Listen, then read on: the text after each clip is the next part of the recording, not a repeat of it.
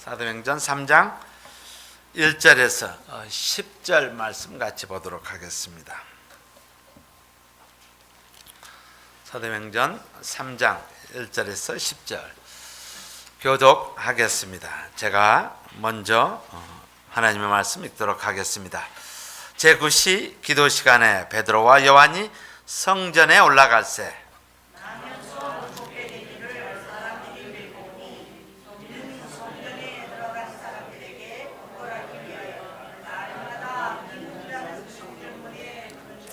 그가 베드로와 요한이 성전에 들어가려 함을 보고 구걸하거늘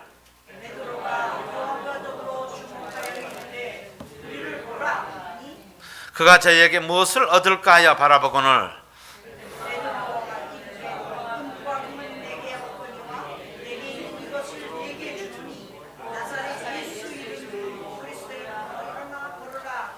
오른손을 잡아 일으키니 발과 발목이 곧 힘을 얻고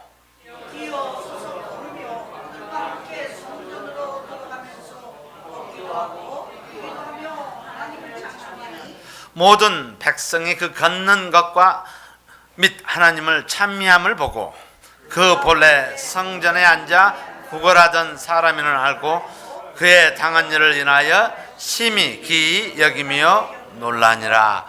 아멘. 제가 어렸을 때 기억입니다. 우리 1969년도에 일어났던 사건입니다. 우리 슬라이드 좀 보여주세요. 69년도 7월 21일 11시 56분에 일어났던 사건입니다.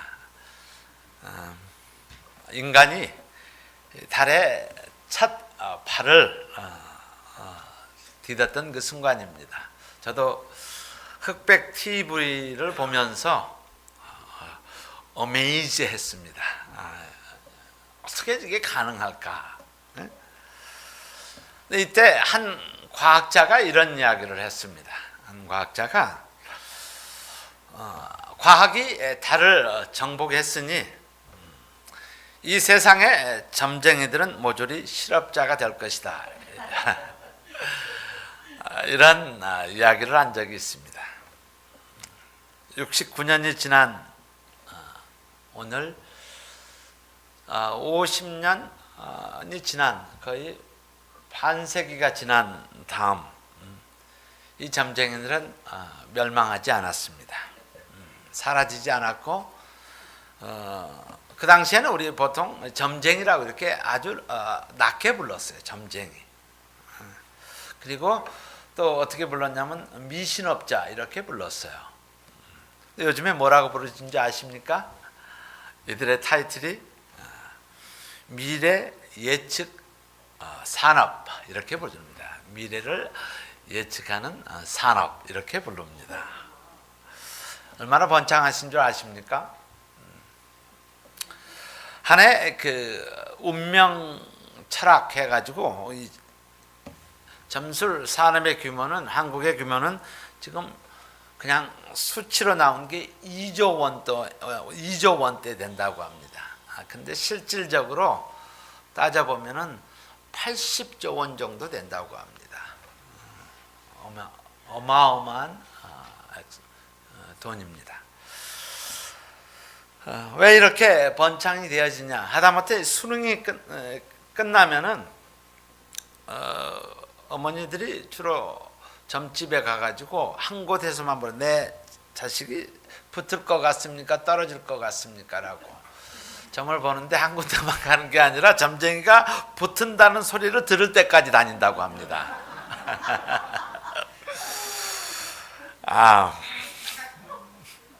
참 21세기의 삶을 살면서 너무나 아이러니한 그런 모습이에요. 그렇죠? 제가 또 한 가지 이야기를 할게요. 중국 사람들이 제일 좋아하는 숫자가 무슨 자인지 아세요? 8자입니다. 그렇죠? 8자. 1, 2, 3, 4, 5, 6, 7, 8, 9, 10 이 중에서 8자를 제일 좋아합니다. 이 사람들이 어느 정도로 넘버 8에 팔자에 집착하는 줄 아세요? 여러분 자동차 번호판에 팔자가 들어있으면 돈 주고 살라 그래요. 팔자가 들어있으면. 그리고 전화번호에 팔자가 들어있으면 난리가 나는 거예요. 그것을 사기 위해서. 이 정도면 우리가 좀 이해가 안 가죠. 근데 여러분 북경 올림픽이 있을 때 2008년도입니다. 언제 시작한 줄 아세요? 북경 올림픽 8월 8일 오후 8시에 시작했습니다. 정확하게 팔자가 들어있는 시간에 시작을 했습니다. 왜냐하면 그들은 그 8이 주는 그것은 엄청난 미닝을 가지고 있다고, 복이 있다라고 생각하기 때문에 그렇게 합니다. 세상 사람들은 그런 것들에 대한 그 happening 또는 복, happiness 여기에 집착합니다. 또 그것을 아주 소중하게 간직합니다. 저의 어리석은 삶도, 제가 예수님을 알지 못했을 때의 삶도 지금 생각하면 우습죠. 지갑 안에다가 빨갛게 도장 찍은 부적을 넣어 갖고 다녔던 나였으니까요. 그걸 통해서 내 인생이, 내 삶이 조정되어진다라는 생각을 가지고 살아왔던 그런 삶이었습니다. 그래서 하나님 없는 자의 삶을 보게 될 때 이런 모습을 흔하게 볼 수 있습니다. 오늘 우리 사도행전 성령이 임함으로 말미암아 12제자, 11제자들이 세상에 나아가 이제 사역이 시작되는 첫 장면에 한 사람이 등장을 합니다. 이 사람은 나면서부터 안증뱅이였다라고 이야기합니다.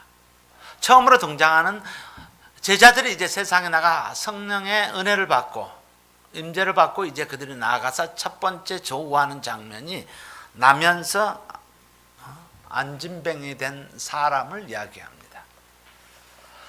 우리 이 사람 한번 생각을 해봤으면 좋겠습니다. 이제 사도행전이 시작이 되어지면서 처음으로 하나님의 자녀들이, 하나님의 제자들이 사역을 시작을 하는데 나면서 안진뱅이 된 자를 눈앞에 보여줍니다.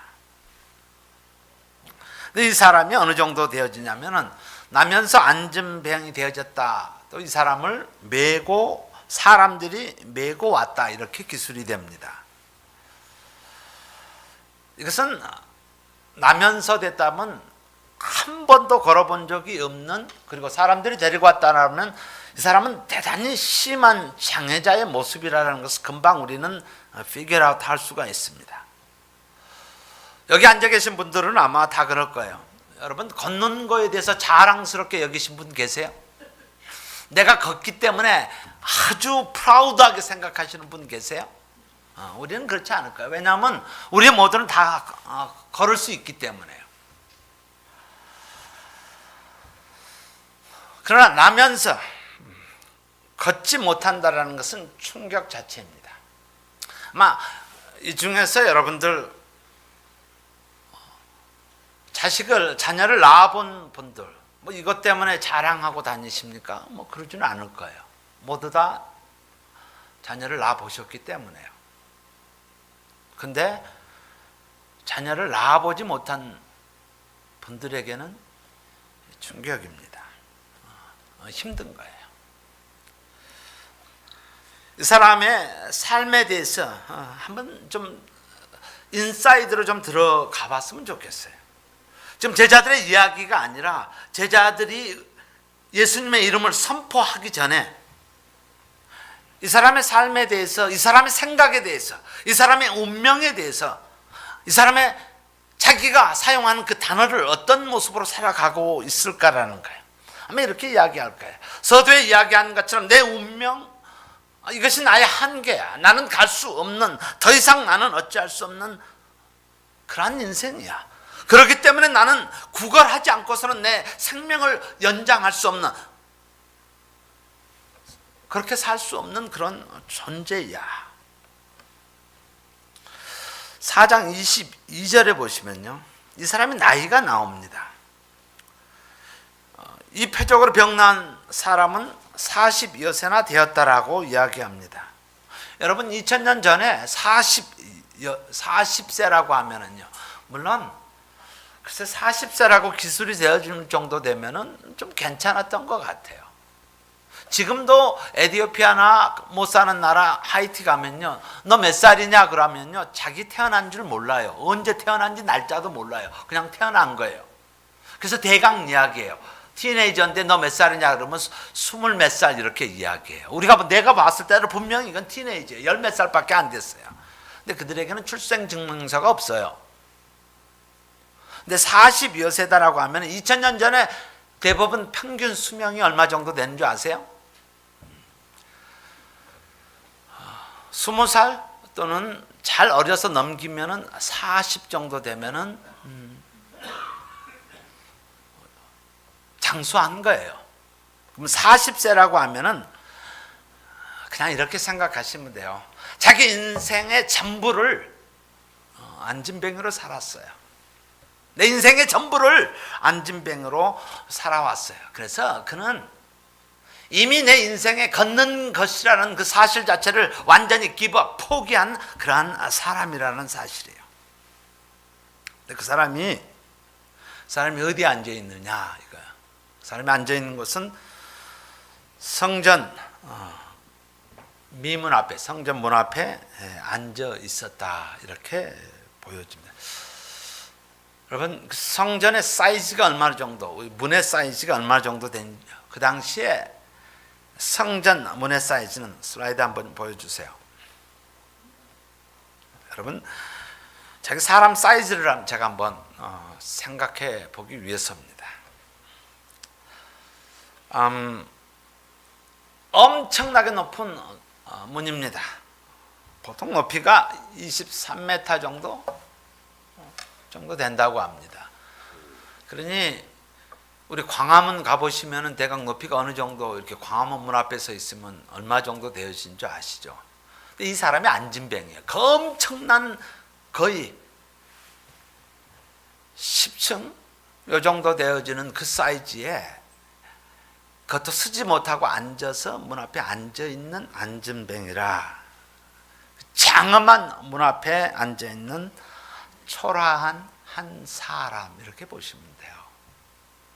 엄청난 문 앞에, 예전 성전은 그렇게 엄청난 사이즈가 커요. 거기에 걷지도 못하고 앉아 있는 한 사람. 이 사람이 성전 문 앞에서 구걸하는, 던져지는 동전으로 생명을 연유하며 살아가는, 이 말씀을 통해서 40년 동안 어쩌면 한 번도 성전 안에 들어가 보지 못한 사람일 것입니다. 인생을 살면서 겉만 훑어보고 살아간 사람일지도 모르겠어요. 수박이 있다라면 수박 겉만 보고 살아갔던 사람이야. 그 안에 있는 것은 달콤하고 스윗한 것을 한 번도 먹어보지 못하고 그저 성전 밖에서, 미문 앞에서 40년을 그렇게 살아왔던, 그러면서 내 인생이 왜 이래 하면서 불평과 미움과 원망의 모습으로 살아갔던 사람일 것이라고 그렇게 짐작이 되어집니다. 저도 제 인생이 제 마음대로 안 풀려졌을 때요, 내 입술 가운데서 나오는 단어들이 원망과 불평과, 그래요. 왜 부모님은 나를 낳으셔가지고 일찍 돌아가셔서 내가 왜 이런 모습으로 살아가야 하는지. 아마 40년 세월이라면 그 정도, 저 같으면 더 심하게 했을지도 모르겠습니다. 세상 사람들은 모르고 살아갑니다.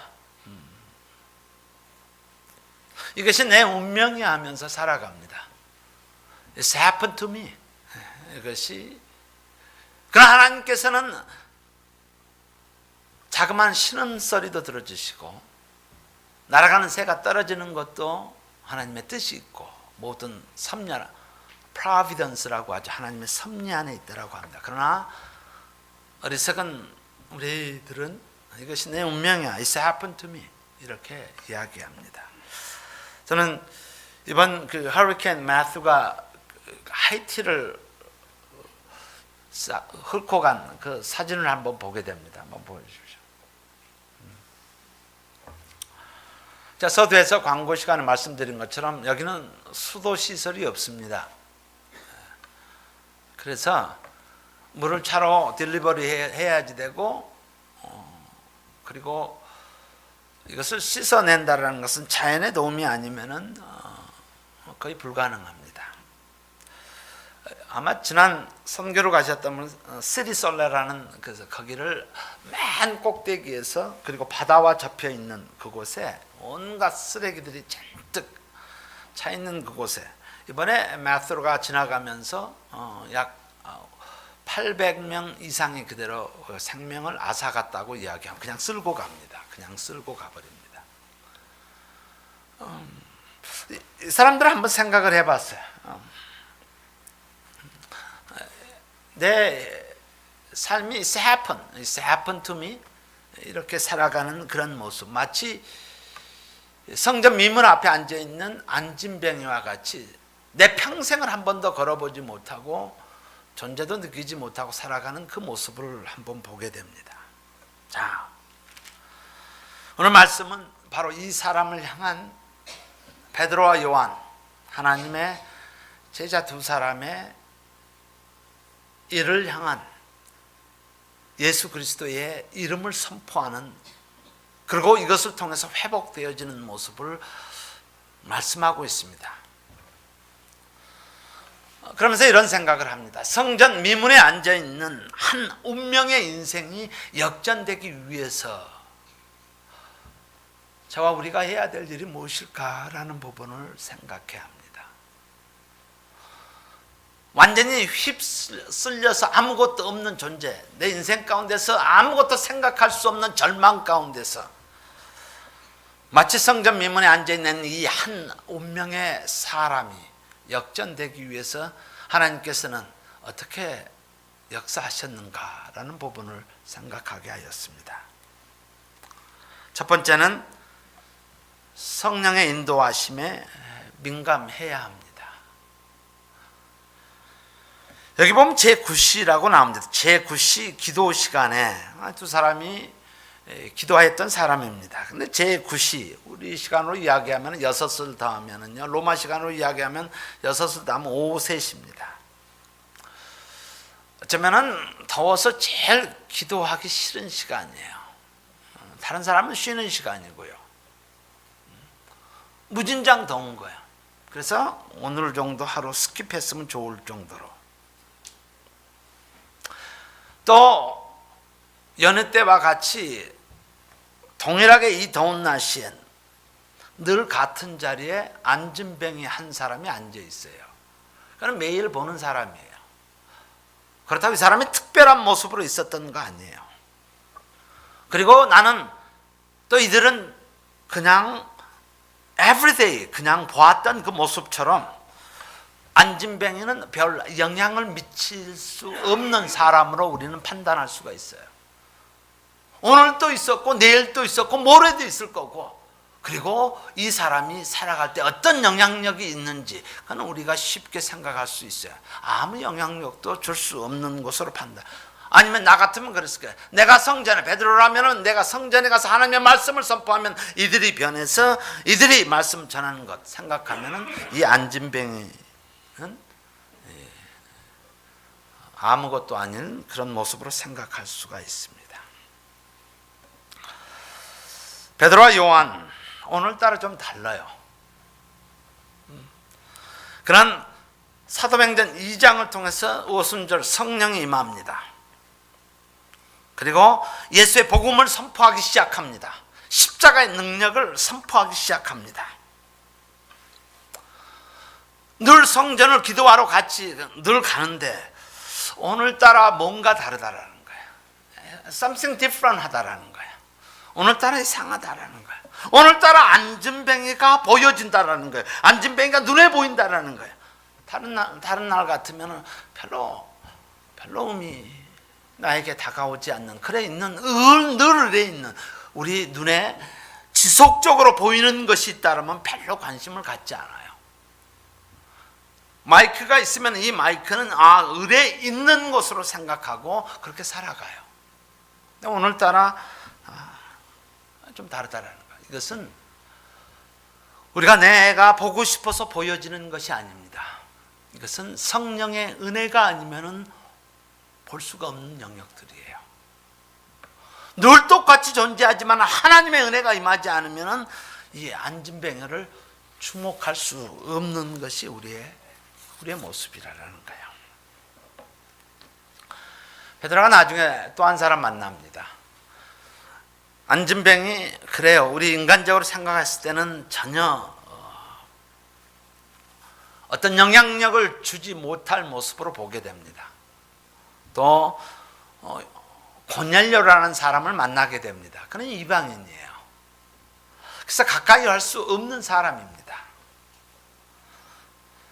그러나 성령께서, 사도행전 10장 19절에서 20절에 보면 성령께서 저더러 말씀하시되 이렇게 합니다. 여느 때와 같았으면 그것을 볼 수가 없어요.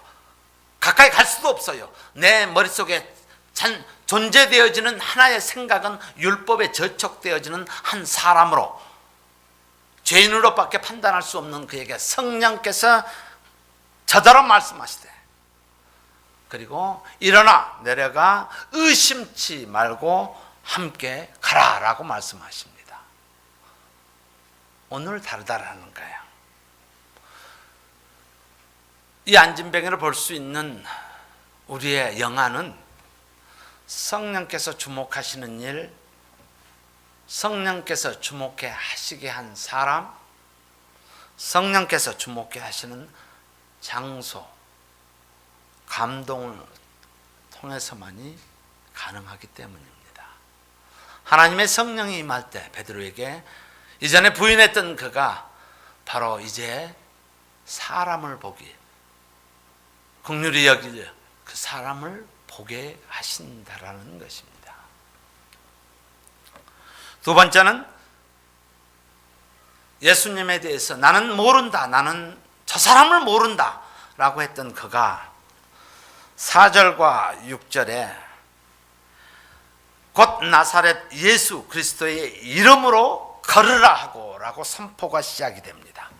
예수의 이름이 일을 한다, 예수의 이름이 능력을 발휘한다라는 것은 모습으로 변하게 됩니다.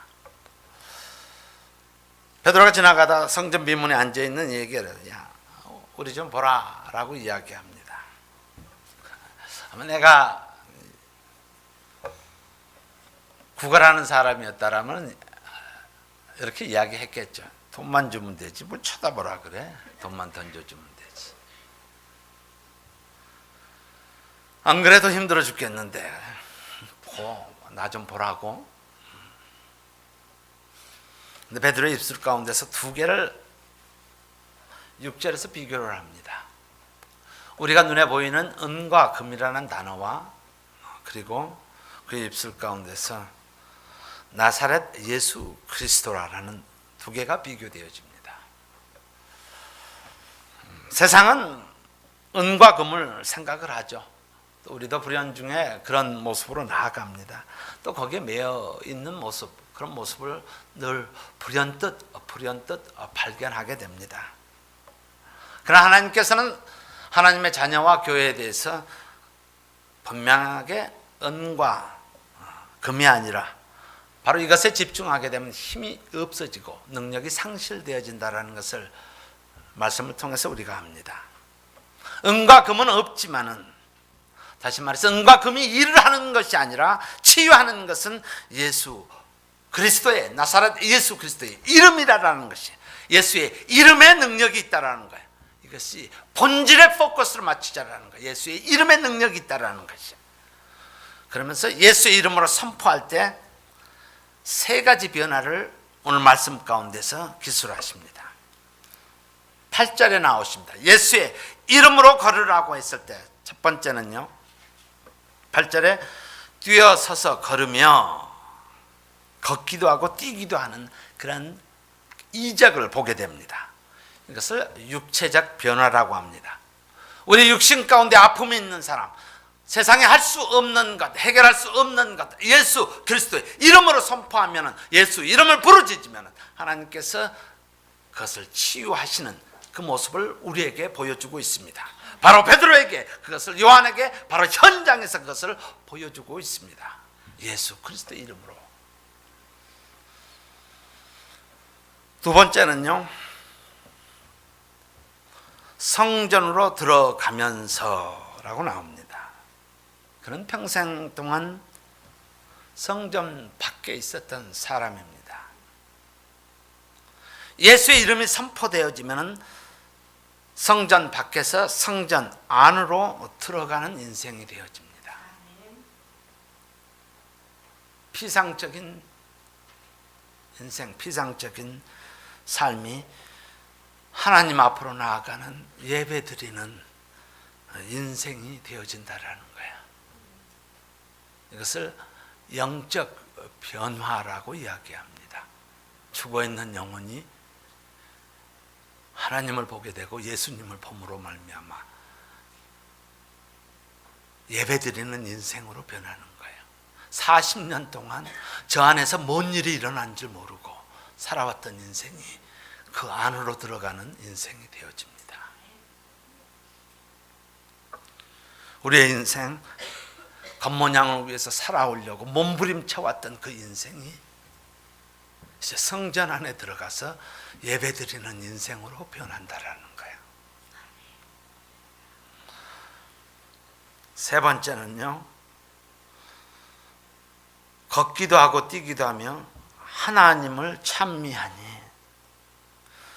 얼마나 원망과 불평이 많았겠습니까? 왜 내 인생은 이렇게 살아가야 합니까? 왜 내 인생은 한 번도 걷지도 못하고 맨날 동냥받아가면서 살아가야 합니까? 세상이 왜 이렇게 unfair합니까? 하나님 왜 나 같은 사람을 하면서 부모를 원망하며 살아갔던 그가 하나님을 찬송하는 인생으로 변합니다. 이것이 외적인 변화입니다. 하나님께서는 이 영혼을 향해서 육체적인 변화, 영적인 변화, 그리고 삶 가운데서 외적인 변화를 예수의 이름이 선포되어질 때, 우리가 예수의 이름을 부를 때 이 세 가지 모습으로 나아가게 하는 그 하나님이십니다. 자, 어쩌면 성전 문 앞에 앉아있는 그 거대한, 그 웅장한, 그 장엄한 문 앞에 있는 피리플한, 그 불쌍한 앉아서 있는 한 영혼을 향해서 지금 우리에게 던져주는 메시지가 있습니다. 요한과 베드로를 향한 것이 아니라 이제 성령의 은혜를 받은 자, 예수 그리스도 이름으로 죄 사함을 받은 자, 저희들에게 주시는 메시지가 있습니다. 한 영혼이 역전되어지는 인생이 되기 위해서 너희는 가라라고 하는 거예요. 저들은 운명을 탓하고 그저 앉아있을 수밖에 없지만 그들을 향해서 긍휼을 선포하라라는 거예요. 예수 그리스도의 이름을 너희는 가서 선포하라라고 말씀하고 계십니다. 저들은 존재조차도 모르고 살아가는 내 인생이 왜 이래? 내 인생이 왜 이래? 나 왜 이렇게 살아갈 수밖에 없어? 라고 한 그 인생을 향해서 예수 그리스도의 이름을 선포하라, 가라라고 말씀하십니다. 여러분, 많은 영혼들은 자기네들이 안다고 합니다. 자기네들이 세상을 다 안다고 하고, 그러나 그들은 몰라요. 그래서 한 치 앞도 못 보기 때문에, 내일도 못 보기 때문에 온 사방을 역수론을 찾아가면서 내 자식이 어떻게 될 것 같아요? 라고 다니는 그들이 있는 거예요. 이것을 피리플한 불쌍한 모습이에요. 하나님의 긍휼이 아니면 회복되어질 수 없는 인생이라는 것이에요. 7절에 보시면 이렇게 나옵니다. 베드로와 요한이 오른손을 잡아 일으키니 발과 발목이 곧 힘을 얻고. 다시 말해서 너 구원받았지, 너 예수님 부활한 거 보았지? 이제 내 인생 이제 하나님을 경험하고 살아가는 인생이야. 그래서 믿는 자가 먼저 가는 것입니다. 손은 분명히 베드로 손이었지만은 권능은 예수님의 권능입니다. 예수님의 이름으로 일어나라고 했을 때 예수님의 이름, 바로 베드로의 손을 통해서 예수님의 능력이 나아간다는 것이에요. 입술은 나의 입술이지만은 예수님의 말씀이 나아간다는 거예요. 나는 능력의 통로일 뿐입니다. 담대하게 선포하는 거예요. 예수의 이름으로 일어나라는 거예요. 선포하는 것입니다. 평생을 안진뱅이로 살아갔던 그에게 하나님의 능력이 임하는 그 놀라운 것을 베드로야 보느냐라는 거예요. 요한아 보느냐라는 거예요. 바로 그 능력을 보여주시는 거예요. 사도행전을 통해서요, 사단과 마귀가 가장 싫어하는 것, 바로 이 능력의 통로를 막아버리는 것입니다. 4장 17절을 보십시오. 다른 거 없어요. 4장 17절에 우리 다 찾으셨으면 한 음성으로 같이 읽도록 하겠습니다. 이것이 민간에 더 퍼지지 못하게 제의를 위협하여 이후에는 이 이름으로 아무 사람에게도 말하지 말게 하자 하고, 예수 이름 선포하지 말아라는 거예요. 입에도 꺼내지 말아라. 그들이 원하는 것은. 그래서 20절에 보시면 우리는 보고 들은 것을 말하지 않을 수 없다 하니, 우리는 선포하는 자들입니다. 세상은 예수 이름으로 기도도 못하게 하고요, 선포도 못하게 합니다. 그러나 우리 자녀들이 국기대 앞으로 모이기 시작합니다. 나라를 위해서 기도하기 위해서 그들이 모이기 시작합니다. 예수 그리스도의 이름으로 기도하기 위해서 그들은 모이기 시작합니다. 예수 그리스도의 이름의 능력이 있습니다.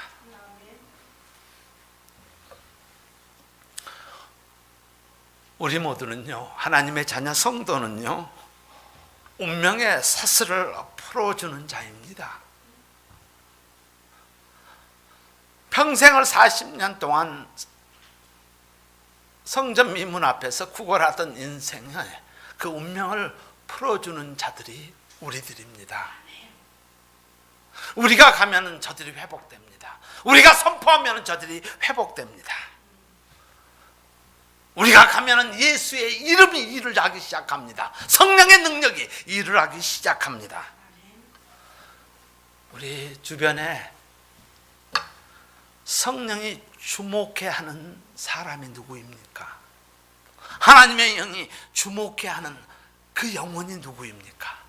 어쩌면 매일 봤기 때문에 그냥 존재되어져 있는, 그래 너는 그 자리에 그냥 있는 사람이야. 하나님의 성령이 임하면 그의 아픔을, 그의 고통을 우리는 볼 수 있기 때문입니다. 이들이 들어가는 문의 이름이 미문입니다. 한문으로 하면 아름다울 미자입니다. 그런데 이 문이 사람이 칠을 잘해놓고 멋지게 만들어 놔서 미문이 아닙니다. 그래서 아름다운 문이 아니에요. 디자인을 잘했기 때문에 아름다운 문이 아니라, 동쪽에서 이방인의 뜰로 들어가는 문입니다. 근데 이 문에 죄인들과 이방인이 이 문을 통해서 들어가면은 새로운 삶을 체험하고 나오기에, 용서받고 나오기에, 감격이 있기에 이 문이 아름다운 문입니다. 우리 교회도 문이 있습니다. 저는 이 문이, 또한 여러분의 가정에 문이 있습니다. 육신적으로 나를 지켜주는 그런 문이 아니라, 우리 교회 들어오는 평생 나면서 안진병이 한 번도 예배에 참여하지 못한 이들이 이 문을 통해서 들어올 때 하나님을 만나고 예수님을 만나는 그런 아름다운 문이 되어졌으면 합니다. 이 교회가 우리 모든 가정이 누구든지 문을 들어오는 사람에게 하나님의 은혜를 체험하는 아름다운 문이 되었으면 합니다. 그러면서 이런 도전을 줍니다. 이 문을 들어왔는데 변함이 없다. 그러면은 이 문은 위선적인 문일 것이고, 예수님 만나고 변화가 있다라면은 이 문은 아름다운 문이 될 것이라고 생각합니다. 저와 우리 모두요, 우리 부족합니다. 죄인된 모습으로 주 앞에 나왔습니다. 용서받았기에 또 용서해 주시기에 나의 부족해도 나의 연약함에도 하나님은 신실하신 하나님이십니다. 결코 우리를 버리지 아니하시고 내가 너를 사랑한다라는 그 하나님이십니다. 성전 미문에 앉아있는 이 한 사람, 어느 누구도 pay attention 하지 않는 이 사람을 통해서 4장으로 넘어가면은 5,000명이 주 앞에 돌아오는 역사를 하나님께서 보여주십니다. 베드로야, 요한아 보냐? 보이니? 하나님은 바로 저와 그리고 여러분들을 통해서 수많은 영혼들이 이 교회의 문을 들어올 때마다 아름다운 문으로 그들의 삶 가운데서 기쁨으로 그리고 뛰며 걸으며 나아가는 그런 놀라운 은혜와 축복이 있는 저와 교회 되기를 주의 이름으로 축원합니다. 아멘.